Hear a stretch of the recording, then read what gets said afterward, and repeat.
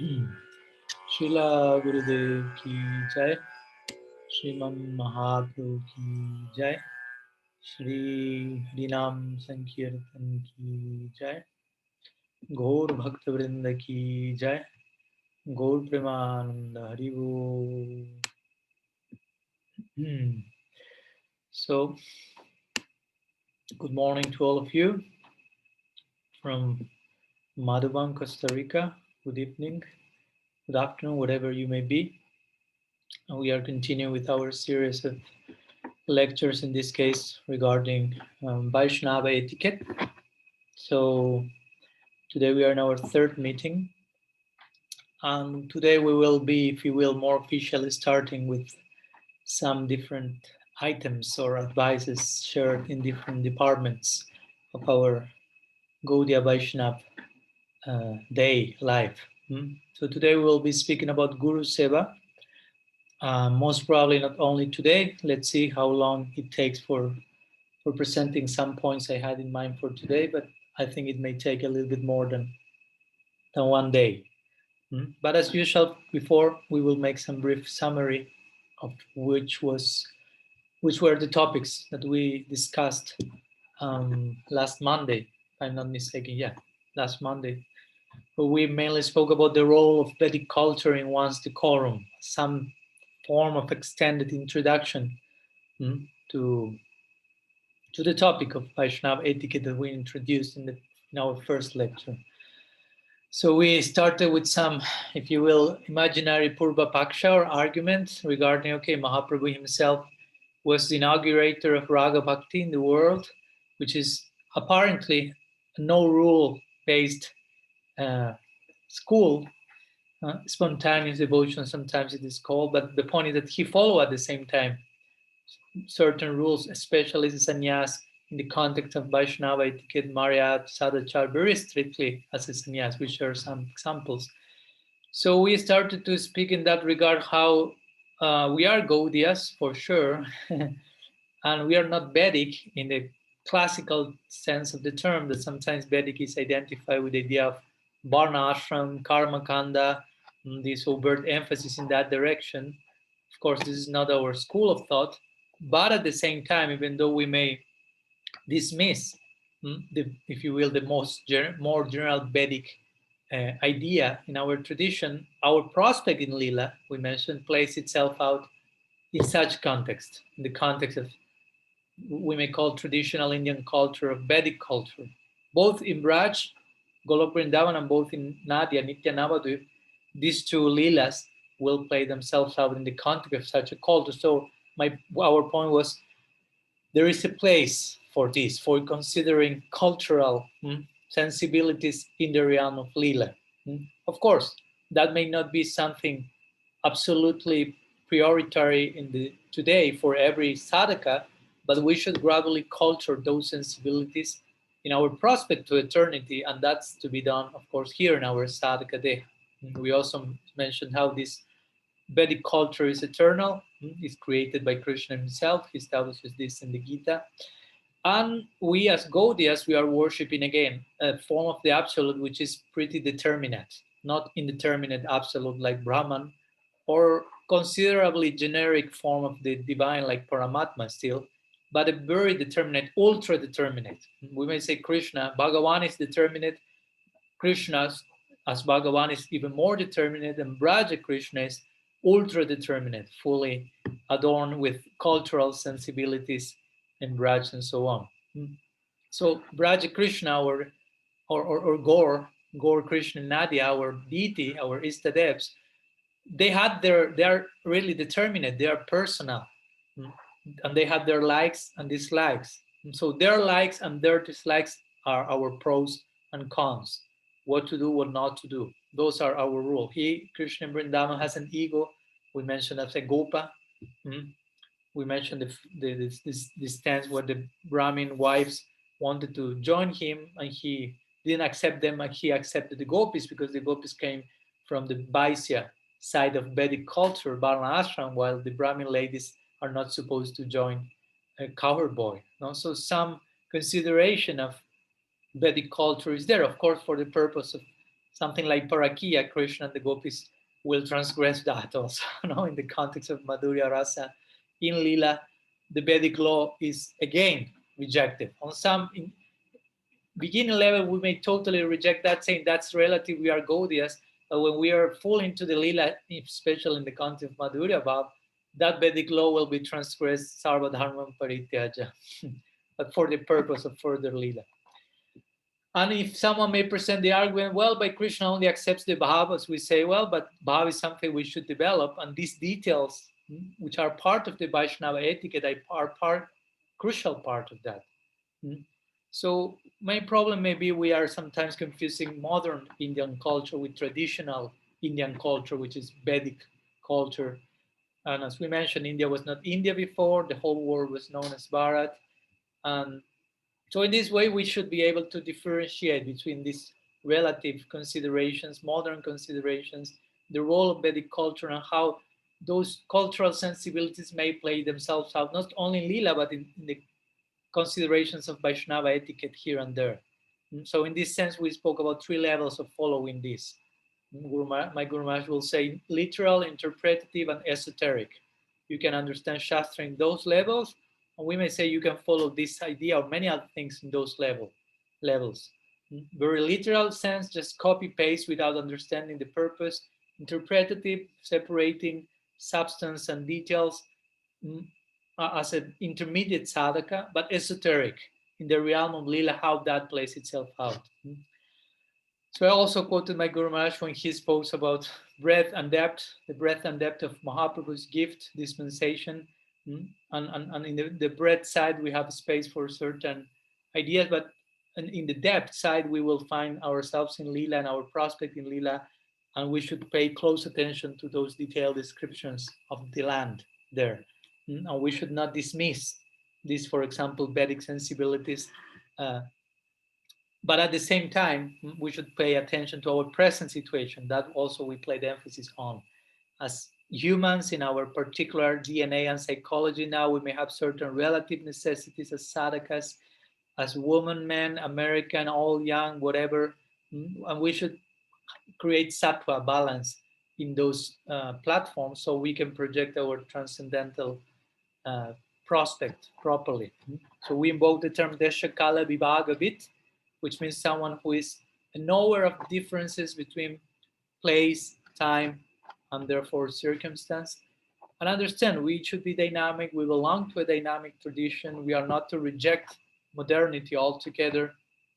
So we have to know how to deal with modernity, with Vedic culture, with the Gaudiya ideal, all this in the context of, in this case, following the advice of Vaishnava etiquette, which generally this advices we have already mentioned and we will continue mentioning, has to do with common sense, has to do with being in love, if you will, with the sadhu, and therefore adapting ourselves to whatever pleases the sadhu, doesn't please the sadhu, which is the criteria of what pleases and likes and dislikes Bhagavan himself. So in Vaishnava etiquette, we will find that in most of these rules, there is some common sense, universal intuition, mostly.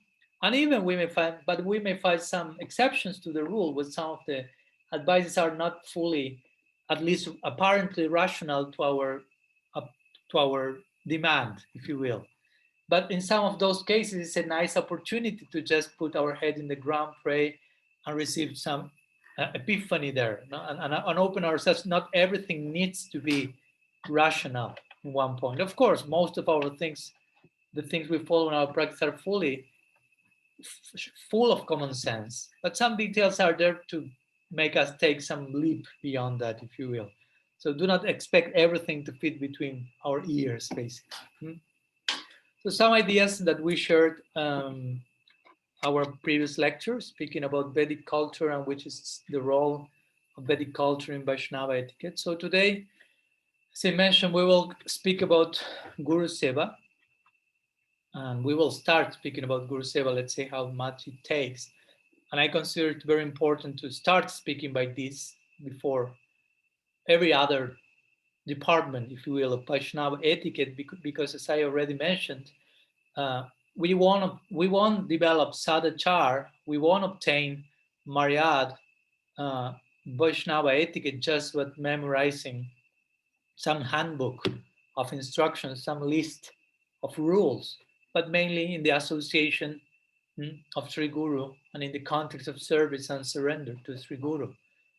We follow again Raga Nuga Bhakti, which implies to follow in the footsteps of the Brajavasis eventually, but also in the context of Gaur Lila to follow in the footsteps of those Brajavasis appearing in Gaur Lila, and that extends to the idea of our parampara.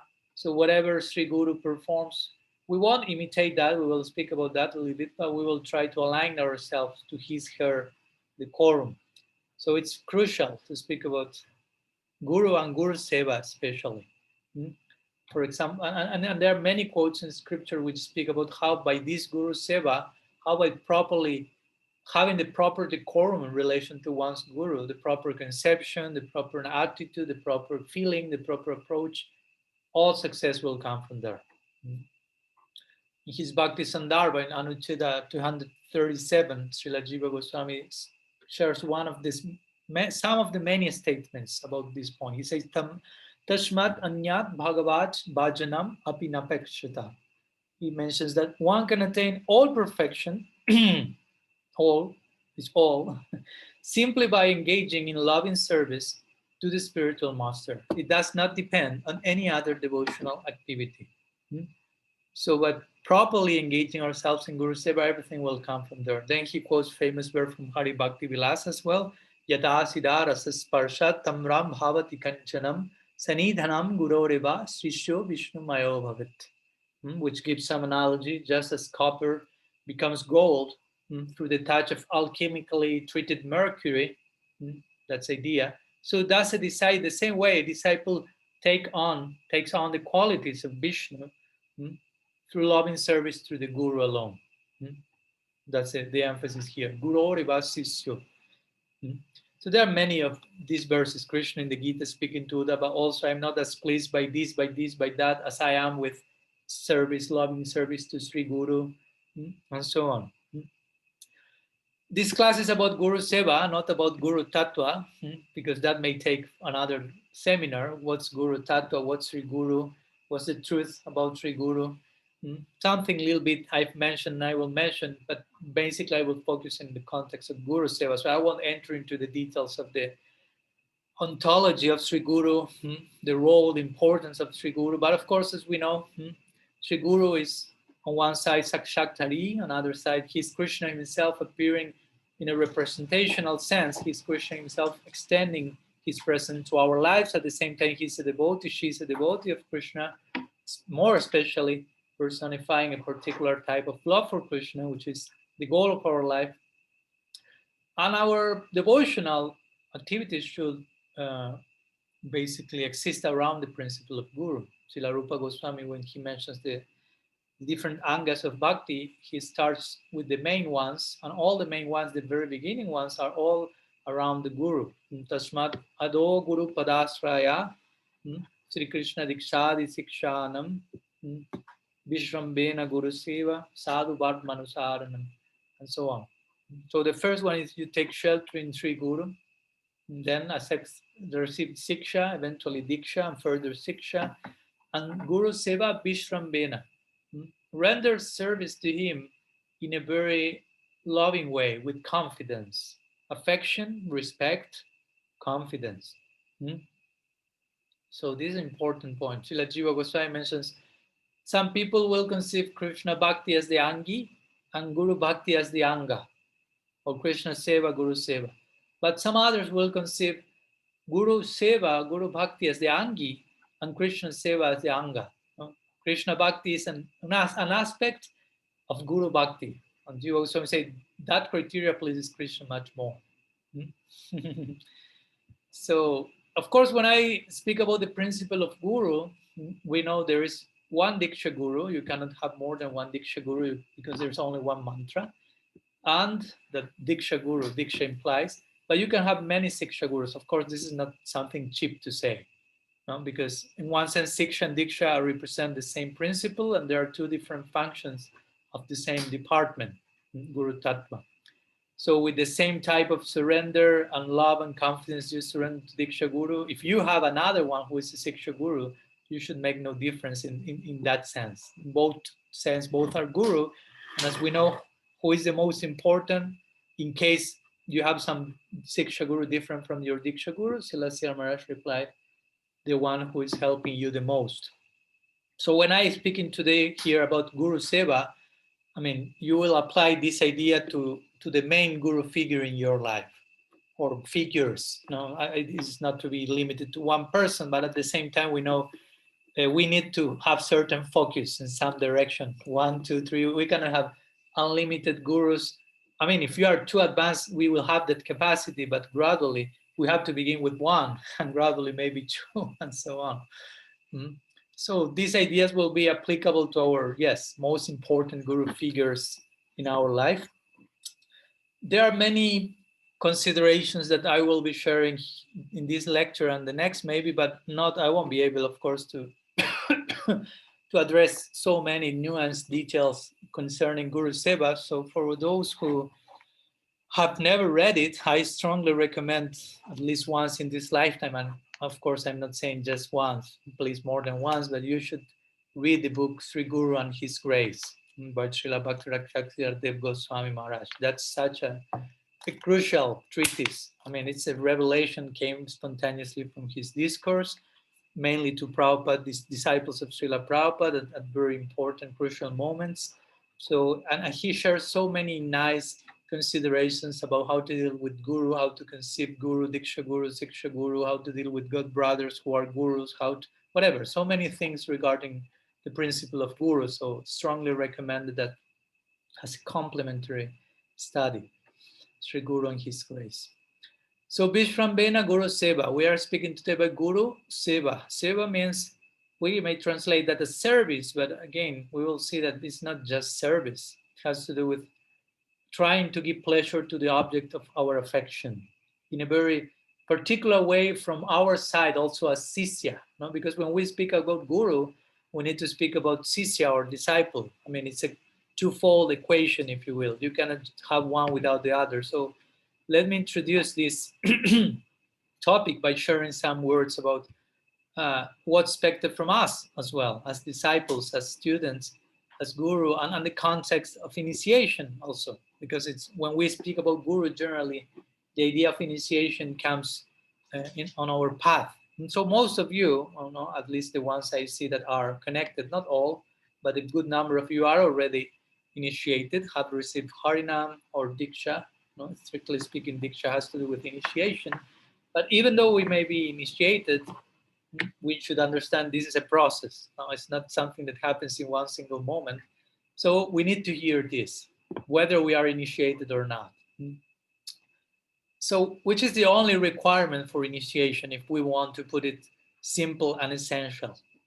Well, the only requirement, because sometimes we may be overwhelmed with so many rules, what to follow, and some of these in the context of Vaisnava etiquette. So, which is the only requirement for initiation? To follow the instructions of your guru, which seems simple, but of course implies so many things. It's such a deep prospect there. So the only requirement is for initiation, follow the instructions of your guru. What that translates into render favorable service to him, her, and avoid exactly the opposite, those things which are not favorable. As we already mentioned, anukulyas sankalpa, pratikulyas varjanam. Make a firm vow of embracing whatever is favorable, no matter how unfavorable your conditioned side feels it, and also determine yourself to avoid those things which you know are unfavorable, no matter how favorable you may still feel them. So that's part of the surrender of the disciple. So initiation, the very word speaks about some initial stage, the beginning of something. My initiation doesn't mean my guru took all my anarthas and I'm totally free from day one. I'm a pure devotee, but he's accepting me to begin the purification process, to begin the training. Of course, from day one, we receive his connection and an eternal prospect, and we are going on the way back home, if you will. If we are not committing aparadha and nonsensical things like that. But we should understand we are in a process of being trained, as everything in life when you want to learn something and accept a teacher for that. So we accept a guru, and it's important this point to understand. Accepting a guru means fully accepting a guru. A guru is there to be fully accepted. Krishna is there to be fully served and loved. Of course, this may take some time, but at least we should have that conviction from the beginning. And that's why we may have some period before officially accepting one guru to test the guru or be tested by the guru, to know each other and to really accept both each other. I want to have that person as my guru, and the guru will think I want to have that person as my disciple. We will put ourselves to test, but after that we should really surrender. And that's again not a mandatory thing, it's a voluntary act of love. Because if that's not there, the equation won't be there. As we mentioned, the ingredients to turn copper into gold won't be there. So if you are not able to fully follow your guru, it doesn't make sense that you accept a guru. You follow. If you accept your guru partially, and sometimes you follow what he says, she says, and sometimes you don't because you didn't like the instruction, it means you didn't understand from to begin with what's a guru, what's expected from that. Krishna in the Gita says, Tad vidhi pranipatena pariprashnena sevaya. So first of all, there is pranipad, which means surrender, voluntary surrender, not forced. You go through the tests you need to go, you prove the things you need to prove, and then you voluntarily put your heart on the feet of that person, if you will. Pranipad, pariprashna seva, then humility, humble inquiry, and seva. Seva comes at the end of this process, interestingly, not from day one. So we should understand we go to the guru in a serious spirit. Now, Srila Prabhupada Bhaktisiddhanta Saraswati Thakur will say, there is no return ticket when you go to Sri Guru, no? Because you are accepting that person as the captain of the boat that will take you beyond the ocean of samsara, if you will, to the other side. So you should trust that person fully and not jump from the boat and go back swimming who knows where. So the Bhagavad also is describing clearly which is the spirit of the disciple. When it says, describes the guru, tasmat gurum prapadyata, but then it says, jignasha shreya uttamam. Jignasha shreya uttamam means these disciples should be inquiring into the highest good. Shreya uttamam. Shreya means benefit, uttamam means topmost, and jignas means inquiry. So what's on the part of the disciple? A deep, grave, committed, serious inquiry into the nature of the ultimate good. That willingness to surrender in order to really grasp and embrace and serve properly that. So that's a very serious affair. It's not a social issue. Now I have a guru, I have a new name or whatever. Again, it's seva. Seva translates as a labor of love.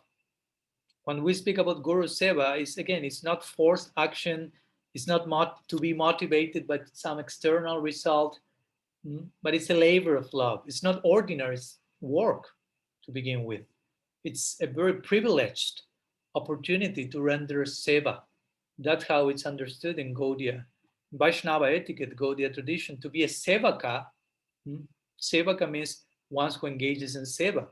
So seva is a very privileged opportunity. Therefore, a sevaka, the conception of sevaka is not carrying a negative connotation, as we may feel in this world to be a servant.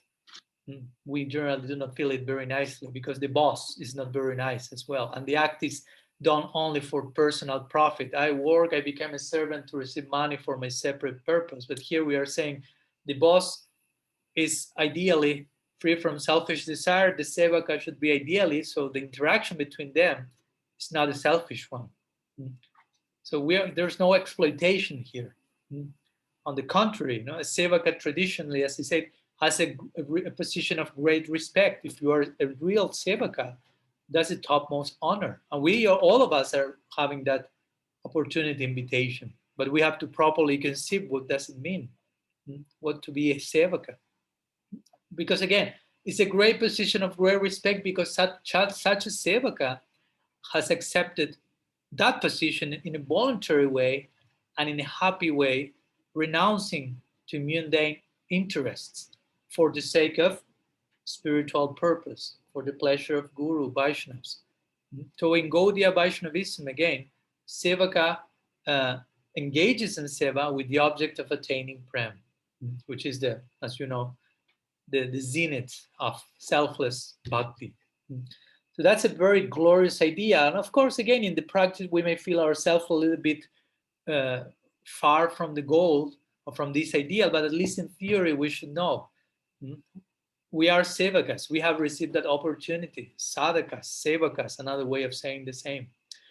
So, of course, since I am speaking about sevaka, there are degrees of this. And I think all this is important to know when we speak about Guru-seva and Vaisnava etiquette. How to deal with Sri Guru means how to be the best possible disciple I can be. So generally speaking, in a general way, we can speak about three types of sevakas. The topmost, let's say Uttam, Madhyam, and Kanishta, if you for using some terminology. Topmost, intermediate, and lower Kanishta, a lower sevaka. So the highest one, sometimes the word kinkar is applied to them. Kinkar, as you may know, Mahaprabhu uses this word, Ajinanda Tanoya Kinkaram, the 5th verse of Sikshastakam. Kinkara is translated as servant, but kinkara carries the implication of kin karomi, which means what can I do? Kara means to do and kim means what. So the word is how can I serve you, in the words of my Guru Maharaj. What can I do? How can I serve you? Means the person has a very intense disposition to service to such a degree that such a kinkar, such a sevak, doesn't need instruction doesn't need to be instructed in order to follow the instruction. You follow. Now, that person is so aligned with the current of service that that person does not need to be instructed, please do this, please do that. The person is already doing that, is feeling the necessity of that service, is totally identified with his her object of service, so spontaneously is there already. That's the topmost level of sevaka. Now, intermediate servitor is that person who needs to be instructed and who needs to be told what to do, and the person will do it. So that's glorious on some level, of course, for sure. Now, you may not have yet that intuition, but at least you are willing to render seva when that expresses itself to you. And of course, you can imagine the lowest types of servant, quote unquote servant, is that person who receives instruction but is not following that. And regarding this last one, sometimes this is called sevakadham, which means the lowest amongst sevakas. There is some extra division that I will share with you. It's a little bit tragicomical, which presents sixfold divisions of sevakadam, of the lowest of sevakas. Again, sometimes we may feel ourselves, oh my God, I'm part of them. It still is some category of sevaka, but we should detect that to rise up to the occasion. So the verse says, Alir bano jyotishaka stabdhibhuta kimekaka prishita prishakaschaiva sarite sivakadama. So there are 6 types of low sevakas. So I will briefly define each of them. So the first one is compared. Some of them are compared to certain species. First one is the bumblebee. The bumblebee. So it is said that the bumblebee-like servant, if you will. So it is said that the bumblebee is only interested in trying to extract the pollen, the nectar for his own convenience. So in the same way, this so-called servant will receive the order of Sri Guru, but the person won't be willing to follow that if the instruction is not fitting to him, to her. If I don't like the instruction. And instead of that, we'll act as a bumblebee. We'll just be like buzzing, excessive time buzzing around the instruction, but not following it. Or sometimes the idea is in the same way that the bumblebee is extracting the pollen from a flower and it's emptying the flower, it goes to another flower to do the same work. So these so-called servants, similarly, at the end, they may even abandon their guru as long as they have extracted whatever they desire from that person. So again, you see that some of them are not servants at all. The second type is the arrow-like servant. So there are some examples in this regard. One of them is the example of the arrow is given because such a so-called servant is replying back to the guru in such an arrogant way that is piercing his master, the heart's master, like a very powerful arrow. Or some other meaning in this connection is sometimes Sri Guru will give an order, an instruction, and the sevaka is not waiting to hear the instruction in a full way, in a detailed way, and just will go flying, quote unquote, like an arrow through the door, such as an arrow, to apparently to follow the instruction and to do that. But the person is not knowing what to do and where to go or how to act. So the person will fly from the door, but will never return and will never actually do the proper seva. There, the third type of seva kadam is the Jyotish, interestingly, astrologer. So as you know, the term Jyotish has to do with Jyotishaka, which means astrologer. Jyotish means astrology. So Jyotish refers to astrology. So in this connection, the example is given because this type of servant is yet unqualified, as we will see, and when the guru is giving some seva, the servant will create so many problems and calamities and will start to calculate like an astrologer and to wait for the correct alignment of planets and constellations. No? So whenever everything is in place, I will do the service. Before doing anything, the person will be procrastinating and trying to make all this, waiting for auspicious constellation. And of course, we know how it does it end. It never happens, and instruction of Sri Guru is not followed. A fourth one is like the inert one, which is stat vibhuta, which means it's like lazy or inactive. And stat vibhuta means inert, lazy, again, not moving, without speech, all these possibilities.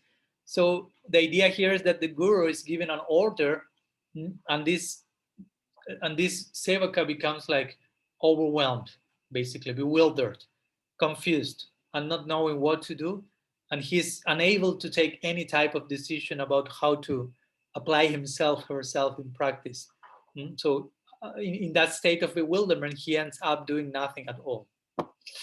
So different ways of course, we can create some other analogies and examples, but different ways of analyzing this nuanced psychology of someone who is really not the best type of servant. So we have two more. The fifth example of the fifth species of these so-called pseudo disciples has to do with those who lack like initiative of one's own. So one is in denial of doing something of one's own. For example, Sri Guru gives an order, and the sevaka will think, how will I be able to do this all by myself? And there are so many others here in the temple, in the ashram, in the community next to me. So why Gurudev is asking me to do this, and why didn't he ask someone else to do so? Why me? Something like this type of spirit. And of course, you are not open, willing to receive that as what it is, as mercy, as shelter, but you feel that as a burden. And the last one, this is a very classical one as well, is the one who is delegating. I think that's a word in English. Am I right? Let me check. Yeah, delegating. The one who is delegating to others, whatever comes to him or her, to avoid any type of responsibility. So, for example, Srila Gurudev will give to this so-called sevaka some task, and this so-called sevaka will look quickly someone else to deliver, to delegate, that task. No, so she can quickly be free from all type of commitment and responsibility. And of course, sometimes what happens is you delegate that to someone else, and that someone else will delegate to someone else, and this so-called parampara makes the whole instruction never to happen. It never happens. It dilutes in the way. So when Sri Guru will ask about what happened with this thing that I asked, the Sevaka will say, well, I give that order, Srila Gurudev, to someone else so they can perform. Now, so the point is that for such a person to receive the Guru's instruction becomes, again, a problem, not a blessing, a burden, not shelter. So again, these are some examples of what not to do, what not to be, what not to embrace in the context of Guru-seva and Vaisnava etiquette in our approach to Sri Guru. I'm not yet starting with the practical details of our relationship with Sri Guru, and I may not be able to do that today. But I want to share first this type of preliminary considerations about guru, disciple, how not to be. Sometimes that helps a lot in complement to speaking how to be. So let's share some examples on the opposite. Now we have been speaking about how not to be, how not to behave towards Sri Guru. So let's contrast this with some examples of how to be. Classical example from the Vedic lore, which describes the exemplary disposition to sacrifice from a genuine disciples trying to please Sri Guru. So let me share you one, or maybe more than one, but at least one example, nice story comes to mind, which is an ancient one. In old times, there was one guru called Dhaumya Rishi. And he had one disciple called, I mean, not only one, but I'm speaking about this one, called Aruni. Aruni. So this was in the classical setting of the Vedic times and Gurukul and the student living together with the Guru. Nowadays, we may have some different dynamics, but again, the principle in essence is the same. So Dhaumya Rishi one day wanted to test the eligibility of Aruni as a disciple. And of course, with this to bless him, that's for sure. So in this way, one afternoon, the sun was just disappearing. It was almost evening. So the clouds started to cover the sky. And Dhaumya Rishi asked Aruni, please, can you go to some little reservoir of water nearby here that we are using to irrigate? Irrigate, you say? Like to water the rice fields that are nearby. So please go and make sure this reservoir is not leaking, no? How in the way the water is flowing. So Aruni reached the reservoir and he found a little, um, little hole. So he tried to repair that with some branches and some mud. But despite all his efforts to do so, to follow the instruction of his guru, Aruni was not able to do so. So it was already getting dark. And Aruni was, but the point is, what have you done there? He may have said, okay, I was not able, it's too late, I will go back and will sleep. But his mentality was not. Gurudev gave me an instruction, and I'm determined in following the instruction of my guru somehow or other. So last resource, he just laid himself. He put his own body on the mud, on the hole that the water was coming, and he used his own body to cover that hole. So Aruni remained there the whole night, sleeping, quote unquote, sleeping there, actually trembling because of the intense cold of night, water coming to his back. So in the very first hours of the morning, Dhaumya Rishi was asking about Aruni, and he realized he's not here. So he went to look for him to the reservoir. So he found him on the fields, immersed in mud and almost unconscious because of such an extreme experience. So Dhaumya Rishi took Aruni in his hands, in his lap. He took it, and he says, my dear boy, what are you doing? Basically, he was asking, why you didn't come back home yesterday night? So again, Aruni replied, as we may imagine, Gurudev, you ordered me to repair the reservoir. So without having concluded my seva, how can I return home? That was like his conception. Seva is sacred, and if something is given to me, I'll finish that. So of course, Dhaumya Rishi heard this, and he was totally moved. He puts his hands on the head of Aruni and says, may all wisdom from scripture may be manifest in your heart. So Sri Guru was very pleased, and he bestowed his mercy in this way on the disciples. So because of such mercy, Aruni obtained, it to say, spiritual enlightenment in that very same moment.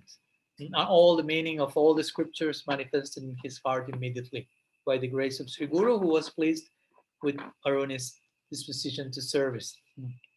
So this is a similar classical idea, and similar, for example, to the ideal example of Guru-seva that we can find in Sri Krishna himself. He had many gurus, as you know, but we may say one of the main ones was Sandipani Muni. And this is narrated in the Bhagavad when Sri Krishna went to the Gurukul to learn from Sandipani Muni 64 arts. He did that in 64 days. He was with Sudama the Brahmana, not the Gopa from Braj. So he was his childhood friend, and they were studying together in this school. This is in, I think, chapter 80 chapter of 10th canto of the Bhagavad. So at one point, the wife of Sandipani Muni sent the boys to the forest to collect some wood for the fire. Symbolically, that represents the idea of sacrifice, actually. In the scripture, when it is said to accept the Guru, it's said, Tat Vijnanartam Saguru me babigachet samitpani Shrotriya Brahmanishtam. The samitpani means one should present oneself to Sri Guru carrying the wood for sacrifice. So that also symbolizes I am the sacrifice. So I approach Sri Guru with the disposition to swaha, to surrender myself. Pranipatina. So they went to the forest looking for this wood, and a terrible rain came. So they became lost in the middle of the jungle with the rain. They were not able to go back to the Gurukul, and both Sudama and Krishna took their hands together. They embraced and spent all the night together, like little boys. But determined in returning and carrying on the Guru-seva, bringing back the wood that Sandipani Muni was requiring. So Sandipani Muni at one point understood the situation, and he went immediately to the forest looking for his beloved students. So he found them, the two of them, like embracing each other and determined in following one's Guru instructions. So you have suffered so much for me, he said, Sandipani Muni. Your body. The body is the dearest thing for most people in this world. But you are so dedicated to me that you have sacrificed your own body, your own comfort, your own security for my sake. So there he mentioned, it's the duty of every bona fide disciple to pay her debt to his Guru Dakshina, by offering without ulterior motives everything that one possesses, even one's own life. Oh, I'm Sandipani say, of course, to them, I'm so satisfied with both of you. May all your wishes be fulfilled. May all Vedic mantras that you have learned never fail to you in this world or in the next, something like this. So again, we see the same example. Disciples sacrificing their whole time, energy, body, mind, life to Sri Guru. Because why? And the question is here, because Sri Guru is doing the same for me. That should be the healthy level of exchange, of relationship. We should understand how Sri Guru is developing, surrendering her life for our service, to give a perfect example of service, a perfect teaching, and a loving disposition as a father, friend in a transcendental way. So the point is, the knowledge that I received from Sri Guru and his example is giving meaning to my life. So now my life, I have a new life. So I owe my life to that person, basically. That's the idea. So I will pay with my life, trying to pay. I won't be able to pay such a gift, but I will try my best to give my life in return, if you will. And by so doing, as we may see, Sri Guru's heart melts, and all blessings and mercy comes to the disciple. So it's important that we understand this. We have to express love and attachment to Gurudev through surrender, to loving obedience. Again, we are not speaking about blind following, forced action, repression, fear. It has nothing to do with that, as you can hopefully see. It has to do with confidence, loving, natural attraction, hearts being moved. So you express your love and attachment to Sri Guru through proper obedience, because again, love means to serve, as Srila Prabhupada will say. If you love someone, you will serve that person. And vice versa, of course. The other person will reciprocate. So to be a disciple, the word disciples come from discipline. So there has to be a discipline. Again, sustainable one. Always maintain this outside of the context of neurosis, of paranoia. in a sustainable way. But there should be some discipline, we could say, to be obedient to Sri Guru, as we should be obedient to our parents. If they are good parents, we should be obedient and trust them. It's a healthy exchange, loving exchange. Is promoting confidence and trust. So what to speak with Sri Guru? If we are not obedient to Sri Guru, we are not disciples. And if we are not disciple, if there is no disciple, there is no Guru either. You follow? I mean, Guru will only appear when there is obedience from the disciple, from the side of the disciple. Because again, you can have the topmost Uttam Bhagavata Maha whatever in front of you as Guru, but if you are not acting as a disciple, you are not allowing that person to act as a Guru in your life. So it's a 50-50 equation, if you will. So as a disciple, proper obedience, again, proper trust, confidence, affection should be there. If that's not there, Guru is not there. So Guru will manifest in our life as much also as we as disciples are there. Sometimes people say, who is my Guru? I'm looking for my Guru. I cannot find him. But the first question is not where is the Guru, but where is the disciple? Where am I as a disciple?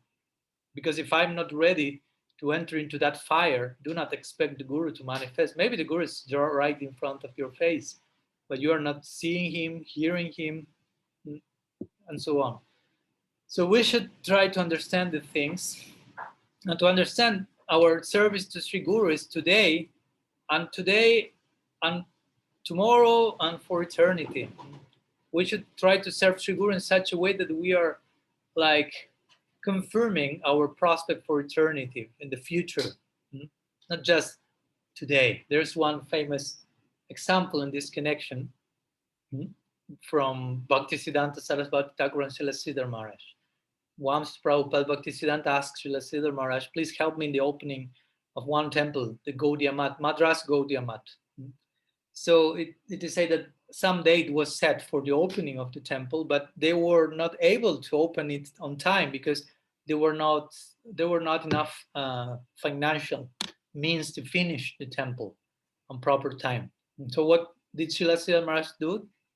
He decided to take out a loan to finish the temple on time. So Bhaktisiddhanta Saraswati Thakur eventually arrived to the place and saw the temple was completed. Oh, he was very pleased, nice.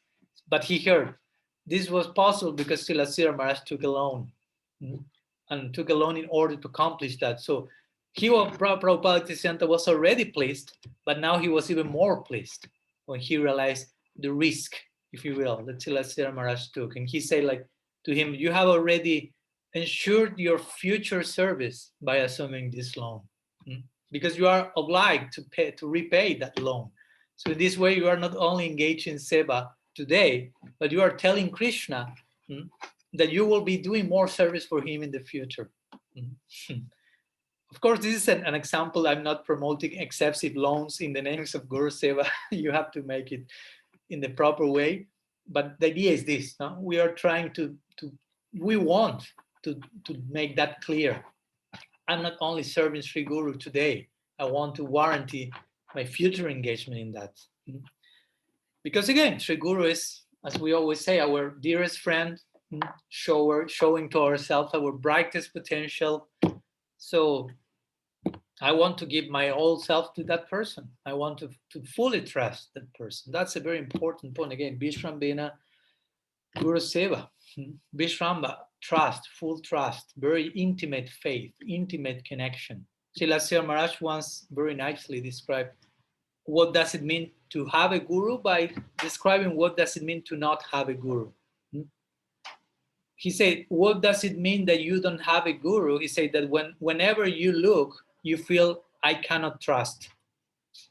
That's the feeling, the experience of not having guru. I cannot trust. In other words, to have a guru means I can trust. I can fully trust in that particular direction. No more fear. But again, going back to the idea of accepting a guru, accepting initiation, surrendering to the guru. If you have doubt regarding the guru, if you have fear regarding the guru, strictly speaking, you are not fit for initiation. Because again, initiation should be taken ideally from someone who has complete faith in that person. And if there is still any doubt in the mind, okay, you are not forced to stop doubting, but at least you should wait and solve that doubt. Because if not, you will be making a step without being fully sure about what's going on. And that won't help to the whole guru's disciple equation. Again, ideally, there should be no scope for doubt after initiation. Of course, given that the guru is bona fide. When I say guru, I mean what's implied by the term guru. Sometimes some things may happen in the way and we may need to recalculate and adjust, that's for sure. But I'm sharing like the ideal panoramic landscape. And again, that's why in the scriptures say, at least before accepting someone as your guru and before accepting someone as your disciple, 1 year period is recommended for knowing each other. And that was traditionally when the two people were living together. So that implies you really get to know the person on a daily basis. So nowadays that you may get to know the person not living together with the guru and the disciple, that may even be extended to more than 1 year in order to be fully sure about the step and taking. So again, before accepting guru, you may distinguish between maybe this guru, maybe that guru, who knows. But after accepting that person, ideally you should not have any longer any doubt about that person anymore. And that's that basis, again, not a forced conviction, but a natural, proved confidence that will be the foundation for your life of Guru-seva. So again, all doubts should be removed ideally before initiation in that connection, the doubt regarding the person. And again, if you do that properly, after that, you receive initiation, and the only principle to observe is to follow the order of the guru, as we say in the beginning. And of course, there are so many things are included. Sometimes we may call that regulative principle, but the real regulative principle is in Guru-seva, follow Sri Guru, and all the other instructions will be included in this main prescription. Again, we are Raga Bhaktas. We want to. So we will try to follow the mood of Sri Guru, the achar of Sri Guru, his mood, her mood, and achar encompasses all other rules, if you will.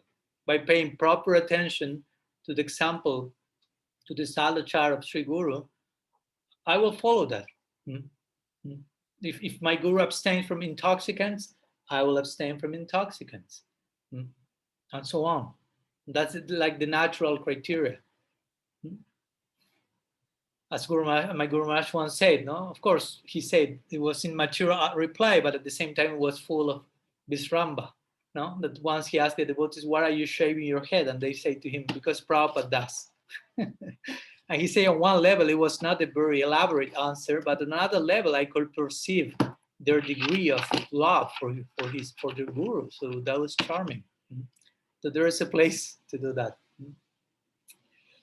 So let me share some few words, more words. Again, this is more like a preliminary lecture about what Guru-seva is about, and maybe next Monday we will continue with some more detailed, practical, specific items, do's and don'ts in the realm of Guru-seva.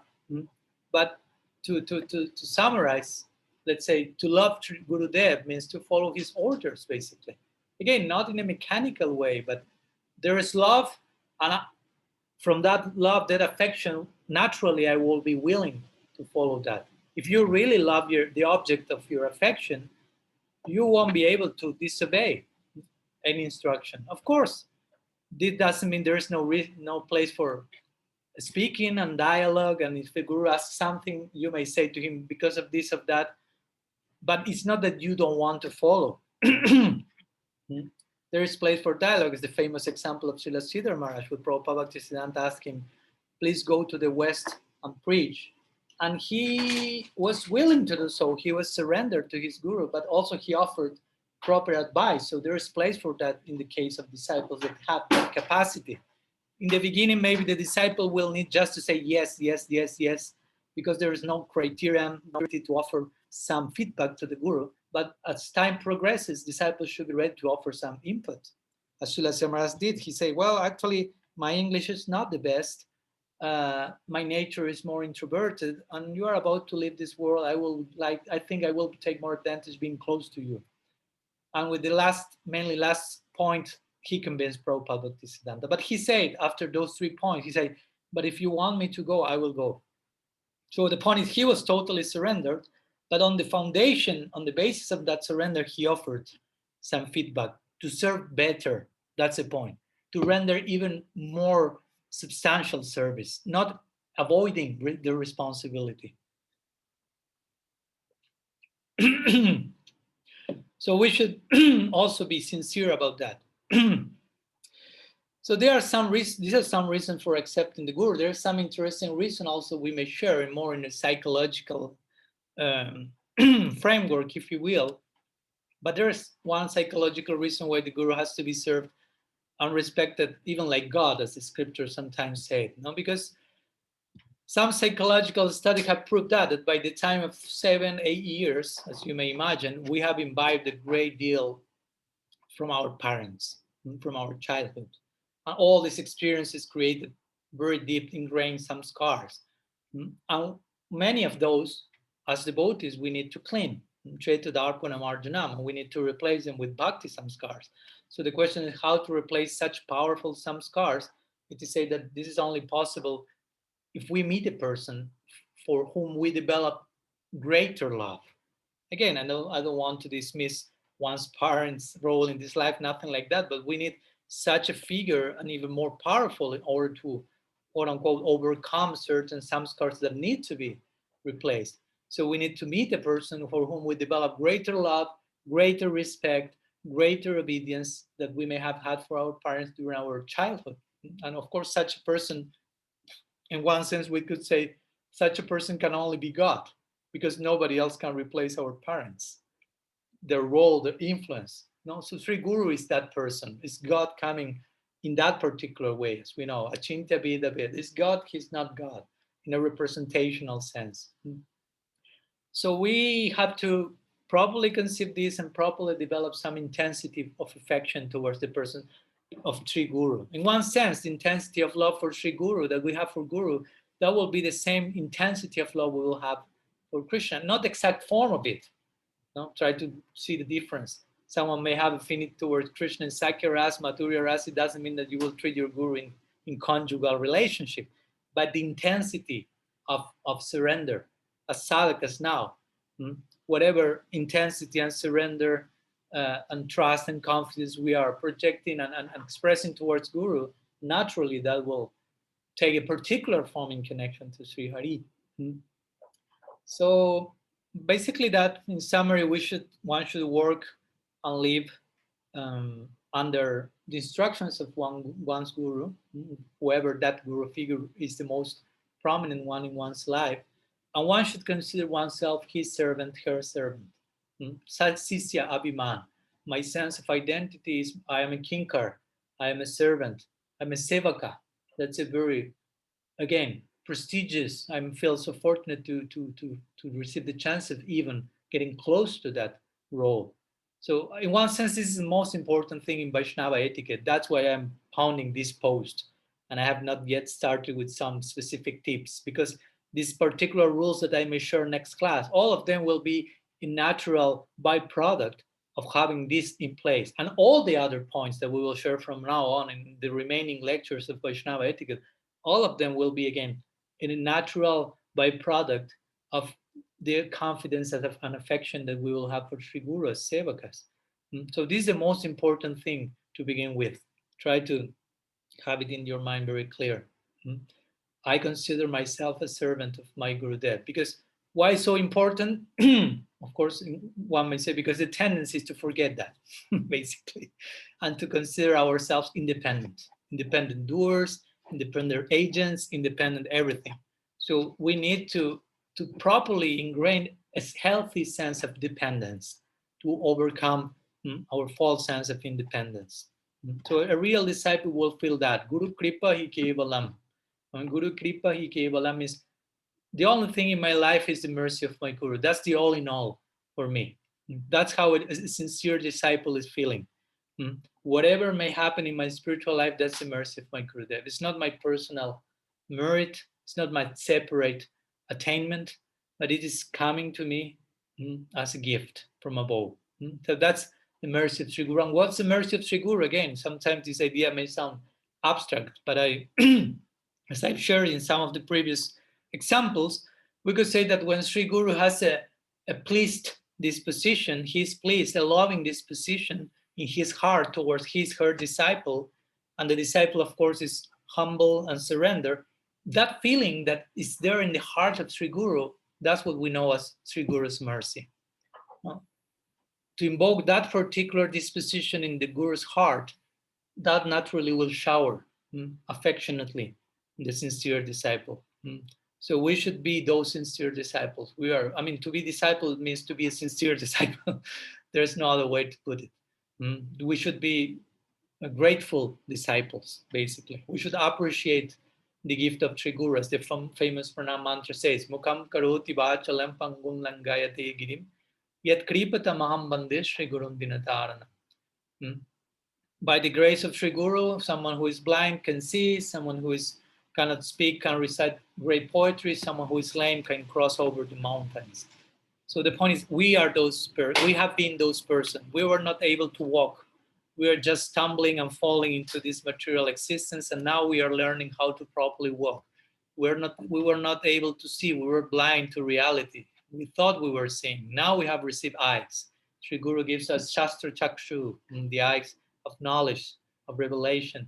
And we were not able to speak. We were just engaging in nonsense topics. So Sri Guru now is giving us a reason to have a tongue, if you will, to chant Hari's name and speak Harikatha and chant her glories.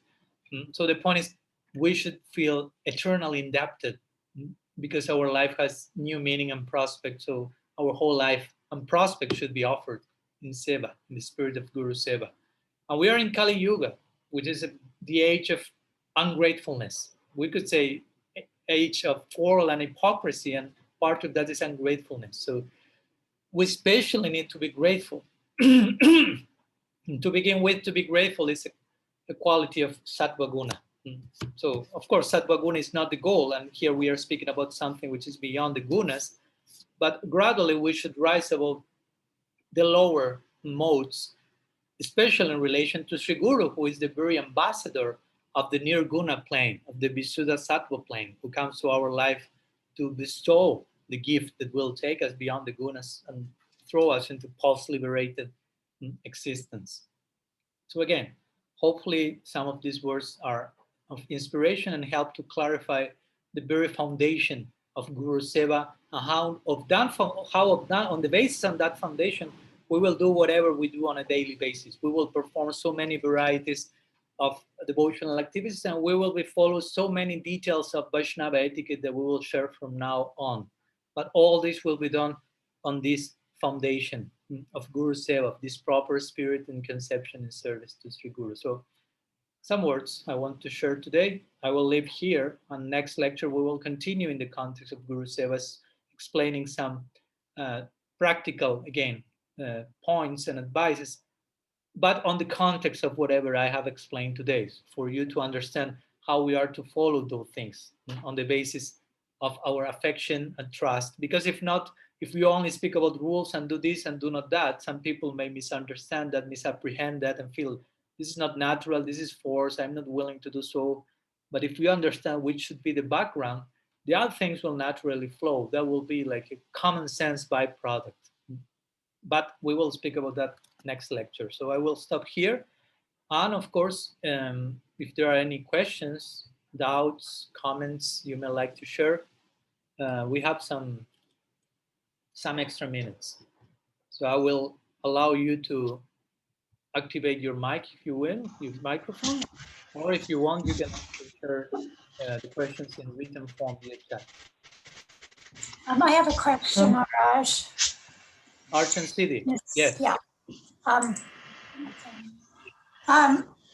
Is there a place for having a different perspective or viewpoint than Sri Guru, connecting especially to relative issues?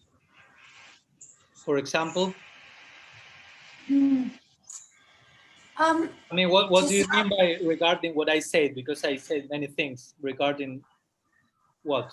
Like full surrender and full acceptance in this context? Yeah, full acceptance. I guess it's like that idea of being totally aligned. It seems that is there a place to have, a different Yes, of course, of course. I didn't enter into the details. I just gave the example, for example, of course, I recommended to read a book like um, Sri Guru and His Grace, especially in that part, you will see Srila Sridhar Maharaj speaking quite in detail about that, the absolute and the relative side of Sri Guru. Also, I gave the example of Srila Sridhar Maharaj being willing to follow his Guru, but also having some other opinion and sharing his advice. But also, more specifically regarding your question, in relative issues, there is no problem, of course. No, for example, I don't know if you have any particular example in mind, but let's say Sri Guru says, I don't know, whatever. No, he likes certain food, and you say, okay, Gurudev likes that, I must like that, and not necessarily. You may not like eggplant. I personally do not like eggplant, and my Guru Maharaj likes eggplant. So it's not that, oh, you are not fully surrendered because you are not eating eggplant. Of course, if someone gives me his Maha Prasad of eggplant, I will accept that in that context, but it doesn't mean that I will force myself into that. And again, on a more general sense of nature, no, the person may have a particular nature and may have certain affinity. No? Even to that point, let's say, and this is not so relative even, no? Sri Guru may have an inner affinity, and the rule is generally the disciple will follow that affinity, but it may not be the case because of certain previous samskars. So Sri Guru may have affinity for Sakya Bhav, a disciple may have affinity for Madhurya Bhav, and it's not doesn't mean you are not following your Guru. Mm. So when I am speaking in a more general sense about what the principle of Guru represents in one's life, and how one should dispose oneself into that direction in a most substantial sense of the term. But of course, relative details are there to be adjusted. But all of that, even that, in the spirit of following that person in the best possible way. Like when Srila Samara said, now if the Guru says, pronounces a bad word in the class, it's not that the dictionary should be changed. No? You will offer service to Sri Guru by pointing to that detail. And it's not that you are finding fault in that person, that you are not following him fully, but you are just thinking about how to serve in the best possible way. So, yes, there is a scope for diversity, I will say, basically. I'm not speaking in that case that you are rejecting the person, disobeying the person. And a real guru also will be someone who won't be trying to force, let's say, his relative side on his disciples. No, and that should be the standard. Of course, that may happen in a natural way. Sometimes the guru may have some way of whatever, singing, let's say, whatever the case, of wearing certain dress. And some disciples may imitate him on some level. I will continue speaking about that next class also. And on some level, that may be healthy and necessary. Like a child will imitate father and follow him or mother in every single detail, even the relative ones. But at some point, the individuality of the person also has to flourish in the context of love, affection, and confidence towards his her guardians. But you have to be a person. You have to develop your own individual criteria, which doesn't mean I less surrender. Actually, on the opposite, as your own individuality and criterion, independent thinking increases in the context of dependence, that's an ornament that you will be able to serve better. So yes, of course, again, this is a general uh, idea and question, and of course, it's totally valid. But I imagine that also in many cases there may be very specific situations where it's also important to know how to do that. And no problem. Famous example, for example, Gorky Shordas Babaji and Prabhupada Bhaktisiddhanta Saraswati Thakur. He nicely harmonized that. No, as you know, first thing, almost it is said, the first instruction that Gorky Shordas Babaji told Bhaktisiddhanta was never go to Calcutta. And he said, and do not preach, do not get entangled in preach, just be a Bhajananandi. But on the other side, Bhaktivinoda Thakur said to Prabhupada Bhaktisiddhanta, preach. And he was also a prominent guru figure in his life. So when I need to say that one of the very first things that Prabhupada Bhaktisiddhanta did was to go to Kolkata. Someone asked him, but your guru has told you to never go there. And he said, I never went to Calcutta. I always remain at the lotus feet of my guru. So he, in one sense, he rejected the instruction. He didn't agree with the nature of the instruction. It has to do with the nature of the person. Gorkishore Das Babaji was a Bhajananandi. He was not thinking about preaching, I'm going to go into a big city. And Prabhupada Bhaktisiddhanta took the spirit of that. He remained at those feet. He followed Bhaktivinoda. And he went not to Calcutta, because Calcutta is a state of consciousness, and he preached. But also he said the best Goshyanandi, the best preacher, is a Vajananandi who preaches. So Gorkishore Das Babaji wanted Bhaktisiddhanta to be a Vajananandi, and he remained a Vajananandi. It's not that Prabhupada Bhaktisiddhanta was not a Vajananandi, but on top of that, he was preaching. So in this way, he kind of followed the instruction of his two gurus. Also, he had his own nature, and in this way, he harmonized that. So we should find a way to harmonize everything. And again, if some particular instruction of Sri Gurus is not, we are not able to follow it, or we are not able to fully understand it, or whatever, we are trying to doing that in a dysfunctional way and it's disturbing our bhajan, we should be able to speak that with him, with her. There's always room for dialogue. The Guru doesn't want a disciple to be surrendered at the price of getting emotionally dysfunctional or whatever. So everything can be properly accommodated, spoken with Sri Guru, Siksha Gurus, and we should conduct ourselves in service in a natural and happy way. Of course, some sacrifice will be there as well. No? Okay, I hope that helps. I have a question, Maharaj. Yeah, let me read one Mahara from the chat. There's two written questions here, so we will go with one written, one live, and so on. Omkar is asking, Maharaj, could you kindly share that prayer for Guru you recited in relation to the verse Guru Kripa Hi Kevalam? I'm not sure which prayer you refer to. Maybe you refer to the one Mukam Karoti Vachalam Fangun Langayate Girim Yat Kripata Maham Bande Shri Gurun Dinataranam. I'm not sure that I said. No, one before. Yeah, Maharaj. Okay. That was it. Thank you. Okay, that's the one. I mean, it doesn't have a clear shastric. I mean, it's invoked by almost every Gaudiya Vaishnava. But my point is, it's not clearly established from where it's coming. But it's like a very classical Sanskrit prayer that I don't have here. I just recited by heart. I'm not having just to copy paste. But you can look for that. It's very, very. I mean, I'm putting just the first line. You can look for that and it will appear immediately. It's even recited beyond Gaudiya Vaishnavism. It's like an classical Vedic Hindu prayer towards the Guru, very, very full of gratefulness. Yes, Mahara, you had a question. Yes, Maharaj. What about this kind of a situation?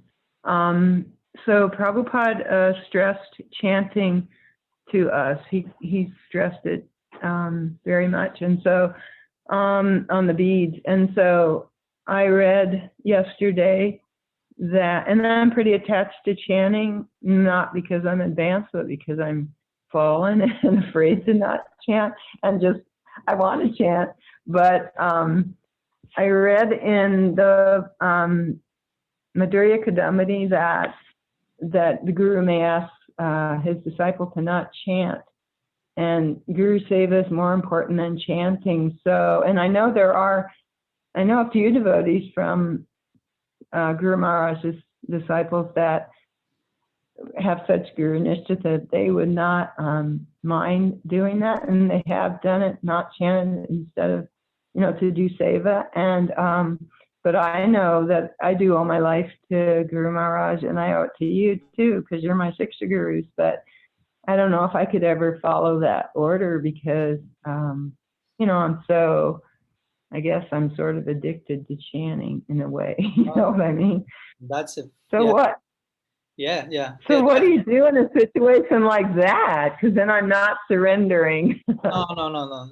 I mean, that's a fortunate addiction you have. So your gurus are very happy by hearing if any student is saying, I'm addicted to chanting, and I don't think I will.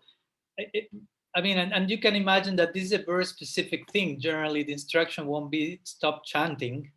I mean, the instruction is to commit yourself to chanting and gradually increase your taste for chanting to the point of kirtaniya sadahari, non-stop chanting. So it's not that the Guru is against chanting or will instruct to stop chanting, but also, of course, there is place for some specificity and particular cases where some, for example, Sevaka, personal servitor of Sri Guru, there are many cases in the story of Vaishnavism. They were so engaged in that and they were especially empowered by that, inspired to do so. So again, not, and the scripture says, no, there are different angas of bhakti and you may attain perfection in by this, by that, and a special emphasis is put on Guru-seva.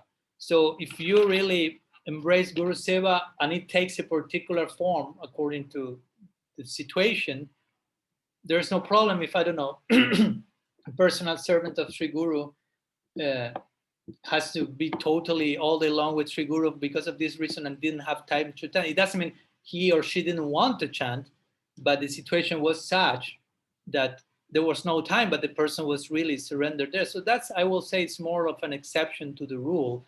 And Krishna will also manifest that in particular cases that he knows that person has certain nature that will be able to embrace that. So also do not be, we shouldn't be fearful, like, oh, I like chanting so much, and if my guru asks me stop chanting and doing this, I will go mad. What will happen to me? I mean, Krishna is in your heart, and Sri Guru is the representational form of Krishna. So in one sense, Krishna will inform Sri Guru in that direction, and he won't be able to do that. Or sometimes he may test, if you will, the disciple by asking something, but the person will be unable to follow that, like the famous example of Anupam, which made a vow with Rupa and Sanatan, different line but connected. Okay, all of us will worship Radha Krishna forever, but that night Anupam couldn't sleep because he felt, my Ishtadev is Sitaram. So they presented, I cannot abandon them. And I already made the commitment with my gurus. Sanatan and Rupa were his brothers, but also gurus as well. So he presented the case to Mahaprabhu, and Mahaprabhu said, blessed is that Lord who cannot abandon his devotee, and blessed that devotee who cannot abandon his Lord. So in that sense, if one has certain taste for certain service, it's nice, and Guru will appreciate that. Actually, Guru is there to nourish that. The Guru is not there to impose anything in a superficial way. And so if some devotee develops some proper affinity in the context of bhakti, there's no place to say, stop doing that. And if the person will say, stop doing that, that may be a very circumstantial thing, emergency for the moment. If I know that you are addicted to chanting, I won't tell you, stop chanting. But maybe I may tell you, Maharaj, please, my house is on fire. Come and help me with some water. In that sense, and you may be chanting at that moment. And in that sense, I'm telling you, stop chanting, if you will. Now, I need some help for a while. And maybe that day you didn't chant your prescribed number because you were busy saving my life. So, but on a general line, I think we should be happy if we develop some affinity towards some anga of bhakti, what to speak of some addiction, and we report that to Sri Guru, and she will bless, so we may continue with that for sure. Okay, so there are some few questions here, written form. Thank you. Thank you, Mara. That was great. Tadas has one question here in the chat. It says, I have heard that it is most painful thing when your chitta is being cleaned, and it happens even just being close to Guru. How then is it possible to love somebody more than your parents if she creates pains to you?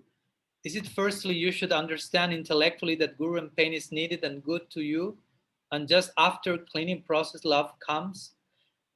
Well, first we should clarify those expressions, because sometimes the things are being said without much context and we may get a little bit scared about having a guru and whatever, painful things. And we should go, and sometimes some sort of Christian idea of suffering and sacrifice, and we may go to some extremes that are not healthy. We may become dysfunctional in the name of surrender and sacrifice. That has happened and it still happens in many cases. So, I mean, when our chitta is being cleansed, I wouldn't say it's most painful thing. I mean, because of course there may be some difficulty and even some pain on some level, but if you have the proper understanding of what's going on, that won't be painful.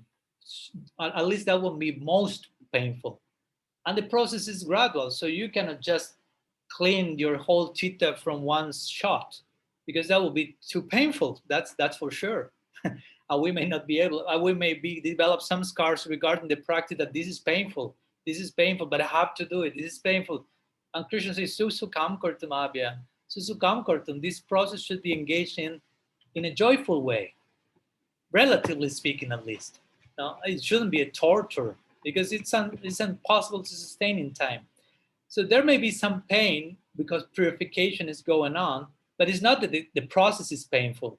But whatever we have in our hearts is painful because we are attached to the wrong thing. So it says it happens even more when you are close to the Guru. Again, it's not that the Guru is creating pain. The Guru is the personification of purity.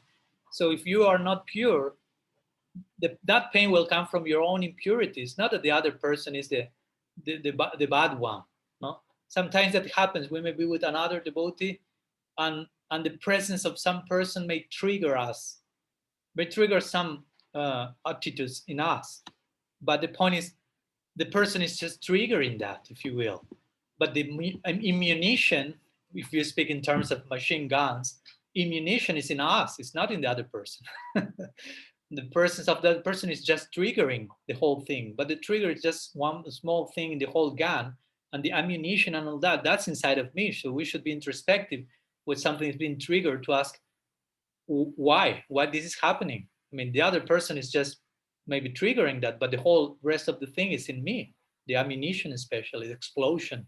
So what's creating that in me? So, and again, yes, being too close, and also we should think, how close can I be to the Guru? That's a matter. It's not black or white criteria. Guru sometimes is described as fire. So if you get too close to the fire, you may burn, and if you get too far, you may not cook yourself properly and remain in a raw condition. So gradually we should become like fire. We should become fire-like students to the point of being able to live in the fire. As my Guru Maharaj will give the example, entering into some planet and live with Surya Dev, if you will. You have to develop a fire-like body. So in the beginning, you cannot even get too close to the fire. What to speak of develop a whole identity made of that. So the Gurus make the fire in the sense of fully surrender, full pure. So as we do not have those qualities, that may create some challenge for us. That's what we may call painful. When I say painful, I'm mainly saying challenging. I'm mainly saying the purity of that person is taking me out of my comfort zone. We spoke about that in our series on Divine Imperfect. We are being thrown into the realm of divine paradox. The person is challenging us to think more deeply, to get out of the things that we think are sure of, but of all of this in a sustainable way. Again, we cannot learn all this process in one weekend. We will go mad. So we should do that in a sustainable way, that we are able to feel fortunate, happy, understand what's going on. And in the midst of that, yes, some difficulty may come, some suffering may come, but we should also understand why this is coming, and with proper understanding, we won't be identifying with that. I mean, sometimes you wake up and you are suffering, and it doesn't have to be with your guru or something. And you should understand, I mean, of course, that may be implied, but my point is sometimes, let's say, tamaguna is predominating in your chitta. A particular wave of tamaguna is taking you towards the direction of depression. So if you are able enough, you will detect that wave. You won't identify with that. The suffering is there, it's trying to express itself in your mind, but you understand what's going on, and somehow or other you are not, because the full suffering is when you fully identify with that. So that's my point. The Guru is not creating pain. Guru comes to free us from pain. But sometimes it's painful for us to surrender. It's painful for us to be humble. But it's not that humility is painful. It's us who are out of contact with reality. And that's the example Rupa Goswami gives of jaundice. You are eating the sweets, and they are bitter for you toward your tongue. But it's not that the sweet is bitter. It's sweet, but your tongue is bitter. So the suffering is in us. The pain is in us. It's not that the other person is inflicting pain on us. So sometimes the pain is going out and you may feel the pain, but it's saying goodbye to you. So it's important, yes, to have, as you ask, some understanding of all that, and also have confidence and trust. My Guru won't force me to a level that I cannot do. And Krishna won't send me tests that I cannot surpass. We have that confidence. Krishna knows my present situation better than me. So he will for sure send me the specific situation that I need to go through, not something beyond that. But I myself should also be honest with myself and realize where am I standing and how much can I deal with all this, something like that. Okay, something else.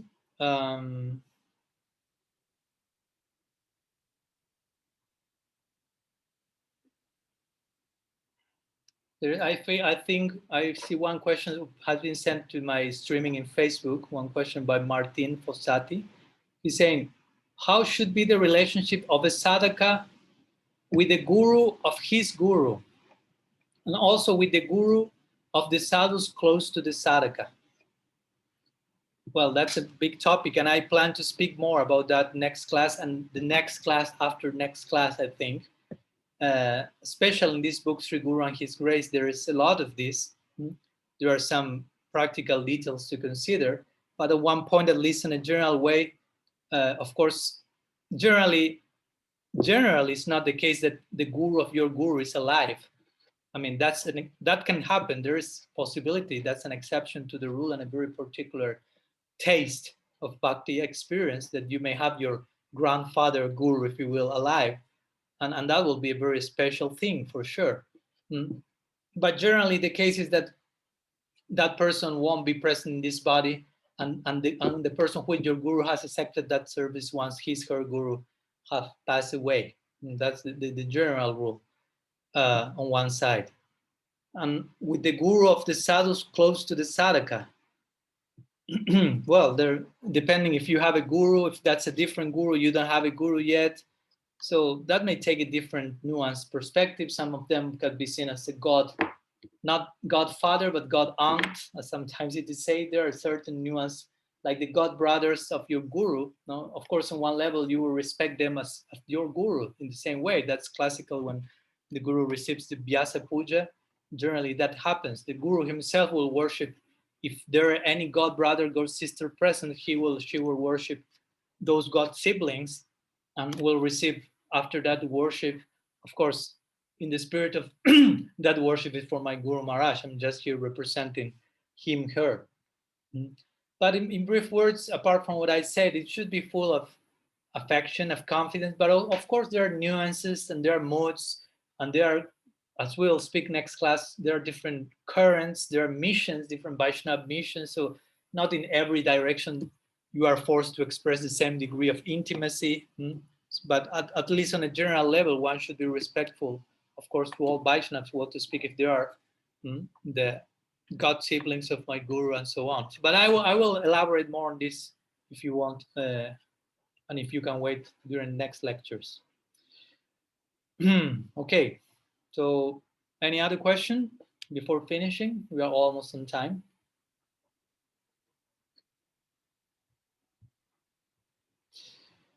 Okay, so I think we can finish here. So thank you very much to all of you again for your time, questions, presence, and Guru-seva for sure. So hope to see you next Monday, where we will continue with the second part of our presentation of Guru-seva in the context of Vaishnava etiquette.